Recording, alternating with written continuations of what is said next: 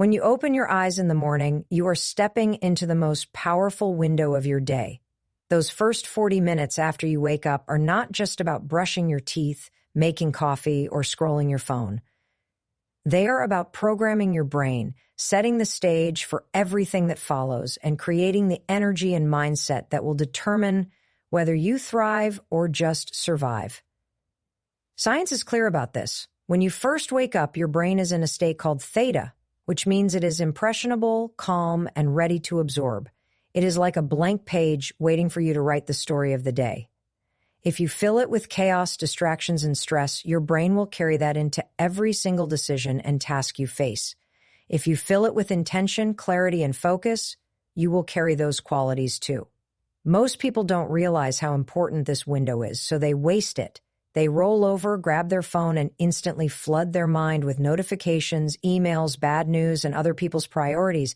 That one action shifts your brain from being present to being reactive.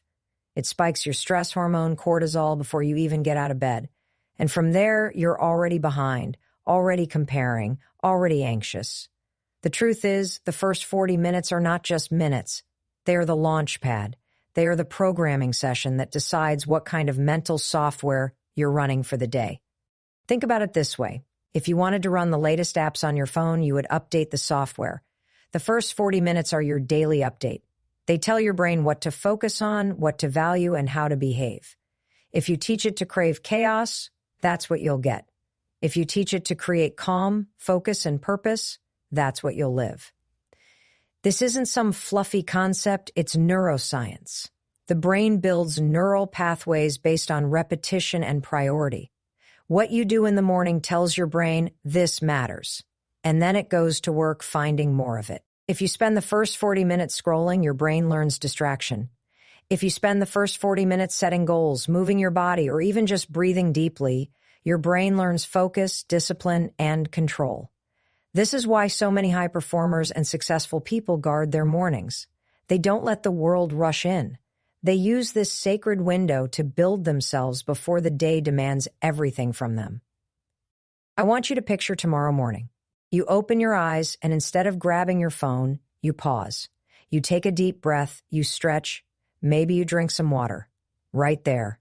In those first few minutes, you've already made a choice that tells your brain you're in charge. That one shift matters more than you realize. Because here's the truth, how you start is how you continue. And if you start in control, with clarity, with a sense of direction, your brain will look for ways to carry that through the rest of the day. This is not about perfection, it's about power. It's about reclaiming those first 40 minutes and using them with intention. You don't need a complicated routine. You just need to understand that your brain is listening. It is watching what you prioritize the moment you wake up, and it will build your day around it. The question is, are you programming it on purpose, or are you letting the noise of the world program it for you? The real secret to starting your day right isn't motivation. It's intention. It's realizing that the first 40 minutes are like wet cement. You get to shape them, and once they harden, they hold their form all day. So tomorrow, choose carefully. That small window is the biggest opportunity you have to stop living reactively and start living deliberately. And once you understand that, you stop wasting mornings, you start building days, and you start creating the life you actually want. The single biggest mistake people make in the morning is grabbing their phone before they've even left their bed. It seems harmless, but the truth is, it is one of the fastest ways to ruin your focus, drain your energy, and set your brain up to react instead of lead. When you reach for your phone, you are stepping into what I call the digital trap. The trap is simple. You think you're just checking messages or the news, but in reality, you're handing over your mental control to everything and everyone outside of you. And once you start your day like that, it's almost impossible to pull yourself back into focus. Think about what happens in that moment. You're lying in bed, your brain is still in a calm, receptive state, and then suddenly you're hit with a flood of notifications, updates, emails, social media posts. Each one of those pings triggers a micro response in your brain. You feel curiosity, maybe stress, maybe comparison, maybe urgency. What you don't realize is that every single one of those tiny reactions spikes your cortisol, your stress hormone. You haven't even stood up. yet, and your body is already chemically preparing for battle. You're no longer in control. You're already reacting to the world. This is why so many people say they wake up feeling tired, foggy, or overwhelmed, even after a full night of sleep. It's not the sleep. It's how they're starting their day. The digital trap is a cycle. Once you begin scrolling, your brain starts craving more of that quick stimulation. You get stuck chasing likes, comparing yourself, reading news that you can't control, and before you know it, 20 minutes are gone. Then you get up, and because your brain has been primed with distraction, that scattered focus follows you into everything else. You sit down to work, and suddenly your mind is still craving those dopamine hits. That's why you can't stop checking email or bouncing between tasks. You trained your brain first thing in the morning to do exactly that. Now, here's the part most people miss. Avoiding the digital trap is not just about not using your phone.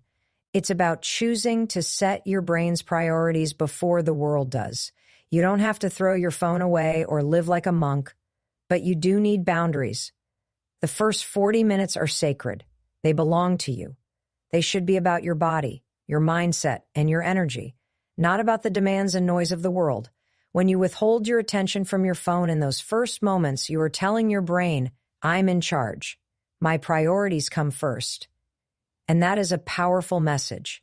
Instead of grabbing your phone, replace that habit with something intentional. Drink a glass of water to rehydrate your brain. Step outside and get a bit of sunlight to reset your body clock.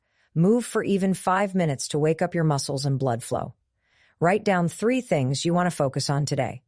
These are small shifts, but they tell your brain exactly what matters. They program it to focus, to act with clarity, to generate energy instead of drain it. That is how you break free from the digital trap. You might think, but I need to check my phone. What if I miss something important? Here's the truth. Nothing is so urgent that it cannot wait 40 minutes. If it's a true emergency, you'll know. But 99.9% of what you see on your phone first thing in the morning is not urgent. It's just noise disguised as importance. And the cost of letting that noise hijack your focus is far too high. You are trading your clarity, your creativity, and your peace for something that could have easily waited. So here's my challenge. Tomorrow morning, leave your phone in another room or across the room from your bed. Get up, and for 40 minutes, don't touch it. Do something that builds you. Move, breathe, plan, reflect, and then after you've already claimed your morning, you can choose to open the digital door. When you do, you'll notice something.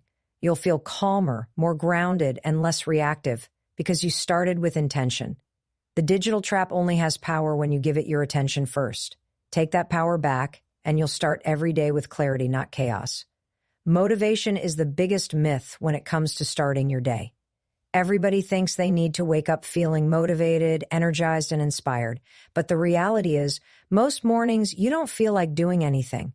You feel groggy, you want to hit snooze, you want to stay comfortable, and then you judge yourself for not being motivated. But here's the truth. You don't need motivation in the morning. You need energy. Energy creates momentum. Energy creates clarity. And once you have energy, you don't need motivation because your body and brain are already moving forward. The science behind this is clear. Your brain is designed to conserve energy, not spend it. That's why it resists getting out of bed, moving, or doing anything hard. It wants you to stay comfortable. But energy is not something you wait to feel. It's something you generate. When you take intentional actions in the first 40 minutes of your day to move, breathe, hydrate, and expose yourself to natural light, you're literally flipping on the switches in your body that wake you up and get you going. That surge of energy is what powers discipline, focus, and drive. Think about the mornings when you've dragged yourself out of bed and gone for a walk, a workout, or even just stretched for a few minutes. By the time you're done, you don't need motivation. You're already awake, alert, and ready to go. That's because your body creates energy when you move it. Movement increases circulation, which increases oxygen flow to your brain. It releases endorphins, those feel-good chemicals that lift your mood. It raises your core temperature, which signals to your system that it's time to be alert. One simple action creates a domino effect of energy. The same goes for hydration. After 6 to 8 hours of sleep, your body is dehydrated. That dehydration makes you sluggish, foggy, and tired. The first glass of water you drink in the morning is not just quenching thirst, it's jump-starting your brain. Even mild dehydration reduces mental performance. Just one glass of water can improve alertness, memory, and concentration. That's not motivation, that's biology. You're not lazy in the morning. You're just dehydrated and underfueled. Breathwork is another tool for energy. A few deep, intentional breaths can flood your brain with oxygen, lower stress, and shift you out of sleep mode. Even 30 seconds of deep breathing can change your state. Add natural sunlight to the mix, and you're hitting every system your body relies on to wake up. Light tells your brain to stop producing melatonin, the sleep hormone, and to start producing cortisol in a healthy rhythm that energizes you instead of overwhelms you. It's nature's way of flipping the on switch in your biology. This is why waiting for motivation doesn't work. Motivation is a feeling, and feelings are unreliable. Some mornings you'll feel motivated, but most mornings you won't. If you build your life around waiting for a feeling, you'll always be inconsistent. But if you build your mornings around habits that generate energy, you become unstoppable. You don't care if you feel like it. You know that once you do it, you'll feel alive, alert, and ready. The difference between people who succeed and people who stay stuck isn't motivation. It's their ability to create energy on demand. That's why athletes warm up, why performers have routines, why leaders guard their mornings. They know they can't afford to wait for motivation. They create the energy they need, and then they ride that wave into their day. So tomorrow morning, don't ask yourself, do I feel motivated? Ask, what can I do to generate energy? Then do it. Drink water, stretch, move, breathe, step outside. These are small, simple actions, but they are powerful. They flip your system from sluggish to strong, from reactive to proactive. And once you've built that energy, you'll find that the tasks you didn't feel like doing suddenly become easier. That's not because motivation magically showed up. It's because energy fuels action, and action fuels everything else. If you stop waiting to feel motivated and start focusing on building energy, you'll never again waste your mornings in hesitation. You'll know exactly how to turn yourself on, even when you wake up tired. And once you master that, your mornings will stop being a battle and start being the launch pad to the kind of day you actually want to live. One of the most overlooked secrets to starting your day right is the power of small wins. We often think that success is about big breakthroughs, giant goals, or long-term achievements. But your brain doesn't work like that. Your brain is wired to chase progress, and the fastest way to feed it is through small, achievable wins. When you rack up a win, no matter how tiny, your brain releases dopamine, the chemical that makes you feel good, focused, and motivated to keep going. And when you set yourself up to get those little hits of dopamine in the first 40 minutes of your day, you're priming your brain to look for more success all day long. It's like flipping a switch. Let's say the first thing you do when you wake up is make your bed. It takes less than 2 minutes, but it's a win. You see the bed made, and your brain registers that you've already accomplished something. That small sense of achievement is not meaningless. It's a signal. Your brain takes that win, releases dopamine, and uses it as fuel. Now, without even realizing it, you've shifted into a mindset that craves progress. That's why one small action often leads to another. You drink water, you stretch, you write down a goal. Suddenly you've built momentum, and all of it started with something simple. Here's the science behind why this works. Your brain has what's called the reward system, which is activated by dopamine. Dopamine doesn't just make you feel good.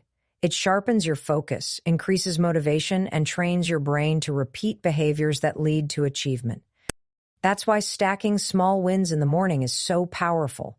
You're teaching your brain, I take action, I accomplish, I move forward.